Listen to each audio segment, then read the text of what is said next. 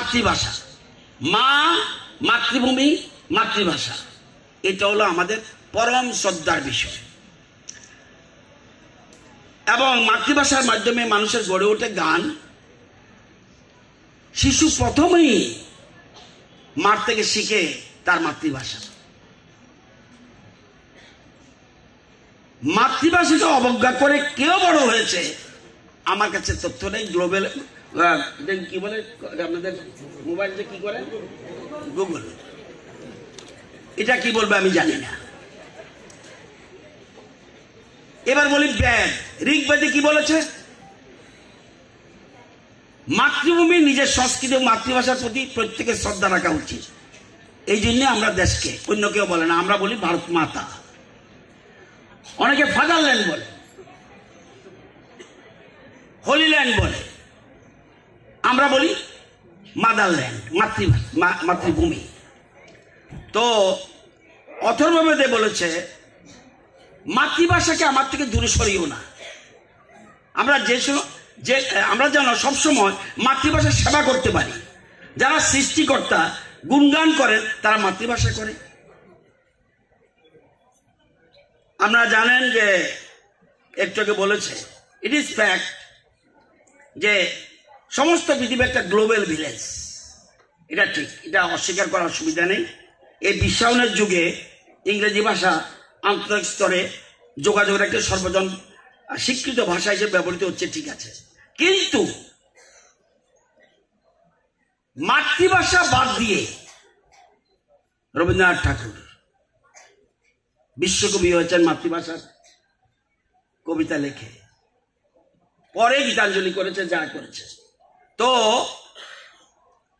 মাতৃভাষাকে বাদ দিয়ে কেউ যদি মনে করে ইংরেজি শিখতে না করিনি আমি, এবং আন্তর্জাতিক মাতৃভাষা দিবসটি হলো নিজের ভাষাকে আপনার সমৃদ্ধ করুন, অন্য ভাষাকে সাহায্য করুন সমৃদ্ধ হওয়ার জন্য।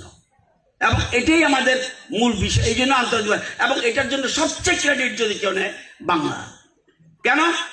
আজকে আন্তর্জাতিক ভাষা দিবসটা বাংলাদেশের আন্দোলনের ফলে, এবং একটা ভাষার মাধ্যমে একটা দেশ স্বাধীন হয়েছে, দ্যাট ইজ বাংলাদেশ।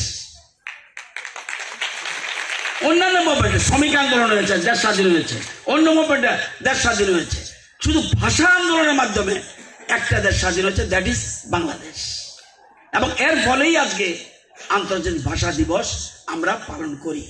কিছুদিন আগে আমরা এই রাজ্যে কয়েকবার ভাষা দিবস পালন করেছি। আমাদের সরকার, ডক্টর মানিক শাহের নেতৃত্বের যে সরকার, আমরা সব ভাষার প্রতি আমরা শ্রদ্ধা করি।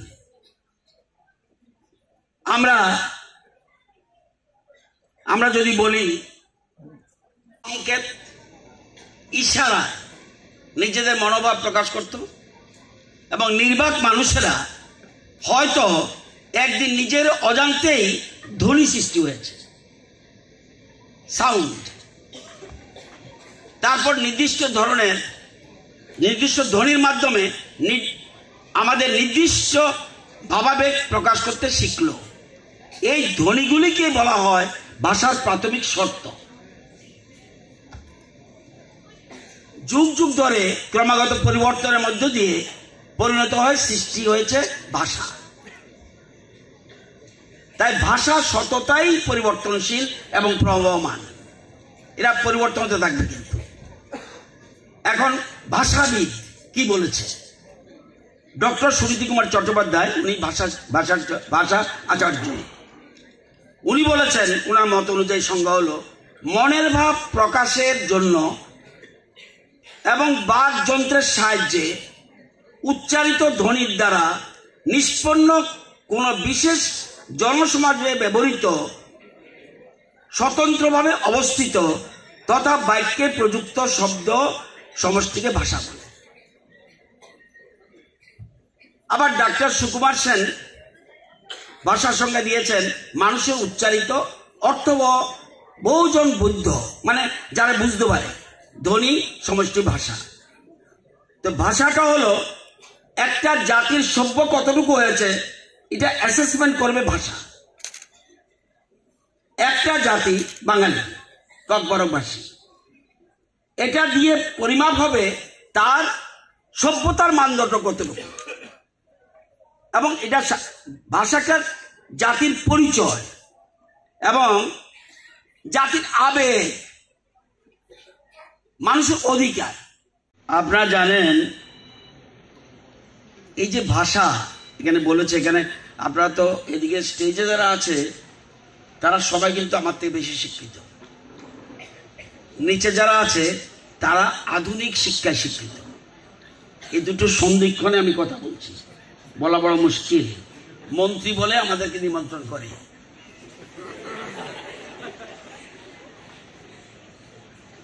আমরা জানি, জিজ্ঞাসা করেছিলাম আমি পাশে বসে সুব্রত বাবুকে এবং অরুণ শাহ মহোদয়কে, প্রাগৈতিহাসিক যুগে মানুষ নানা ধরনের সংকেত এবং ইশারায় কথাবার্তা বলতো।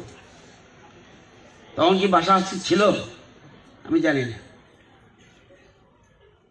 তাহলে কোথেকে আসলো ভাষাটা? ইশারায় কথা বলতো। প্রাগৈতিহাসিক যুগ। প্রাগৈতিহাসিক যুগটা কি স্টুডেন্ট কাম ন বাহাই কম, এত আস্তে আস্তে গেল বাহাই কম। আজকে আমাদের রাজ্যে একমাত্র এত আমাদের সবচেয়ে বেশি আমাদের সাম্প্রতিক সম্প্রীতি এত বেশি কেন? আমরা অনেকে বাঙালি ককবরকে কথা বলে, আবার অনেক ককবরকবাসী বাংলাতে কথা বলে। এই জন্য আমাদের রাজ্যে এত বেশি সম্প্রীতি। মাঝখানে কয়েকটা বছর বাদ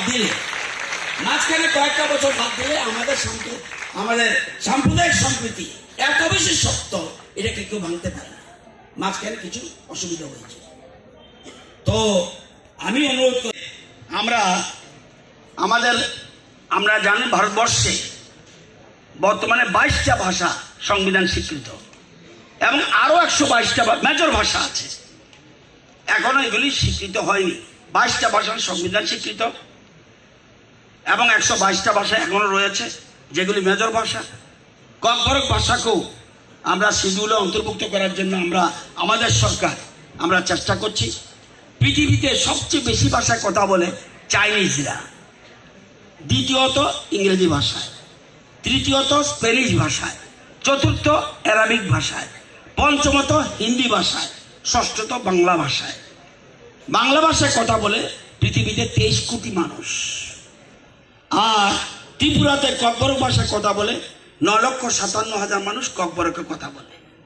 তো এবং এটা মূলত দেববর্মা, ত্রিপুরী, রিয়াং, জমাতিয়া, নোয়াতিয়া, কলই, রূপিনী, মুলাসিং, উচুই এরা ককবরক। এখন আবার রিয়াংরাও চাইছে আমার ভাষা সমৃদ্ধ হোক, চাকমারাও বলছে আমার ভাষা সমৃদ্ধ হোক। এটা কোনো অপরাধ নয়। আমাদের সরকার চেষ্টা করছে সব ভাষায় আমরা গুরুত্ব দেওয়ার জন্য আমরা চেষ্টা করছি। এবং আমি সবাইকে অনুরোধ করব, আজকে এই যে গুরুত্বপূর্ণ দিনে আমাদের ভাষা একবার হারিয়ে গেলে তাহলে কিন্তু বিপদ। নিজের ভাষা ছাড়া এক্সপ্লেন, আমি জানি না, ইংরেজিতে অনেকে খুব expert, no doubt. Albert Einstein, বিখ্যাত বিজ্ঞানী, born in Germany. Einstein moved to the United States in 1921. Although he was proficient in German and had learned some English. বিশ্ববিখ্যাত বিজ্ঞানী। আরেকজন আছে first female secretary of state US, Madeleine Albright. ইংরেজি জানে না কিন্তু বিরাট বড় পদে রয়েছে। Andrew Agassi, the American tennis player, বিরাট ভাবে আজকে সারা পৃথিবীতে পরিচিত। Freddie Mercury, the lead singer and Queen, was born in Zanzibar, now part of Tanzania, উনিও। Sofia Vergara, the Colombian actress and television producer. Yao Ming, Chinese basketball player. Shakira, the Colombian singer and songwriter. Pablo Picasso, এগুলি সব কিন্তু বিরাট বড় ব্যক্তিত্ব। The renowned Spanish painter and sculptor Luis Suarez, the Uruguayan professional footballer. Gabriel Garcia Marquez, the Colombian author. Sofia Vergara, the Colombian American actress and producer. এরকম ভাবে বহু ব্যক্তিত্ব আজকে আমাদের, যেমন আমাদের বিখ্যাত লোক রয়েছে, এরকম অনেক রয়েছে, আমাদের দেশে রয়েছে।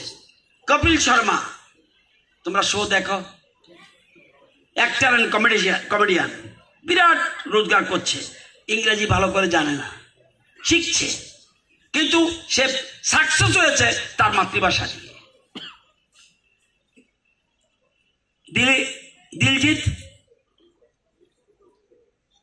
Diljit Dosanjh, actor and singer, Indian. Kapil Dev, cricketer, ইংরেজি জানতে হয়নি। Nasiruddin Siddiqui, actor. Kangana Ranaut, actress. Harbhajan Singh, cricketer. বহু আছে। আমি ইংরেজির বিরুদ্ধে না, কিন্তু মাতৃভাষা হারিয়ে গেলে সবচেয়ে বিপদে পড়বে। রবীন্দ্রনাথ ঠাকুর পেরেছে কি, মাতৃভাষার প্রতি দখল মারাত্মক। উনি লিভিং গড, যে আগামী 1 শতাব্দীতে 75% ভাষা বিলীন হয়ে যায়। 75% ভাষা বিলীন হয়ে যায়। আমাদের রাজ্যে ছিল একটা ভাষা, করবং। আমরা এনে তাকে সমৃদ্ধ করেছি। তেলিয়ামুড়ার কাছে কয়েকটা পরিবার আছে, এই ভাষাও বিলীন হয়ে যাচ্ছে। আমরা সব ভাষাকে আমরা গুরুত্ব দিই সমানভাবে। আমি বাংলা ভাষার কথা বলবো, কিন্তু অন্য ভাষার প্রতি আমরা শ্রদ্ধা রাখতে হবে। মাঝখানে আগে পাঁচটা হয়ে গেছে, আজকে পাঁচটা কি ককবরক ভাষা? পাঁচটা ককবরক ভাষা কি? বাংলা। কি ছিল? রেগনাই। রেগনা হয়ে গেল পাঁচটা। কেন হলো? কে উত্তর দেবে? ডক্টর মানিক শাহ উত্তর দেবে না। যারা এই কারণে ভাষাকে গুরুত্ব দেয়নি। আজকে গন্ডাছড়ের নাম আমরা কি বলেছি? গন্ডাছড় তো ককবরক ভাষা না, গন্ডা তুইসা। তাহলে এই ভাষাগুলি কেন পরিবর্তন করলো? কারা দায়ী? প্রশাসনে যারা ছিল তারা দায়ী। ভাষা হারিয়ে যাচ্ছে এবং প্ল্যান করে কোন কোন ভাষাকে হারিয়ে দিচ্ছে। এটাকে গুরুত্ব দিতে হবে। আমি অন্য ভাষাকে অশ্রদ্ধা করছি না। মা উচ্চারণ কোত্থেকে উঠে? নাভির থেকে। মা, দেখো, চেক করে পরীক্ষা করে দেখো। কি আমরা আধুনিক হয়ে গেছি? আধুনিক হয়ে কি বলছি? মাম। কি লাভ হবে? মাম। আমি অশ্রদ্ধা করছি না। মাম, মা। ককবরকে বলে কেউ মা বলে, কেউ আমা বলে। হ্যাঁ, সবকিছু ম। মাদার ম, মা, আমা, মা, সবকিছু মা থেকে, ম থেকে। আমি এই ভাষার যে এত গভীরতা, এটা কোনো ভাষা যত কিছু দেখবেন সবকিছু সৃষ্টি। কিন্তু আমি জানি না, এখানে তো সুব্রত বাবু তারা আছেন, আপনারা জানেন, সংস্কৃতির থেকে বোধহয় সবগুলি উৎপত্তি, যতটুকু আমি জানি। কি? হ্যাঁ, বেশিরভাগ। তাহলে আজকে সেই জিনিসটা বুঝতে হবে। মাতৃভাষায় আগে আমাদের কেন এত ইংরেজি কেন? চায়না এত ইংরেজি নেই কেন? আমেরিকা, রাশিয়া তো ইংরেজি নেই কেন? আমি গিয়েছি রাশিয়া, কেউ তো কথাও বলেন আমার সাথে ইংরেজিতে, দুভাষী লেগেছে। তাদের নিজস্ব ভাষায় তারা আজকে বড় বড় বিজ্ঞানী হয়ে গেছে, তাদের নিজস্ব ভাষায়। তুমি যদি তোমার ভাষা নিজে বুঝতে পারো ঠিকভাবে, আমরা নিজের ভাষা ঠিক করে বুঝতে পারি না, বলতে পারি না। কিন্তু আমাদের নিজের ভাষায় এখন যদি অনেককে জিজ্ঞাসা করি, না ইংলিশ মিডিয়ামে পড়ে, সে বাংলা জানে না, এটা কি বাহাদুরি? আমি ইংলিশ মিডিয়ামে পড়ছি, ককবরক ভাষা জানি না, এটা বাহাদুরি নয়। নিজের মনের ভাব নিজের ভাষা যেরকম এক্সপ্লেন করা যায়, বোঝানো যায়, অন্য কোনো ভাষা দিয়ে এটা সম্ভব না। তো আজকে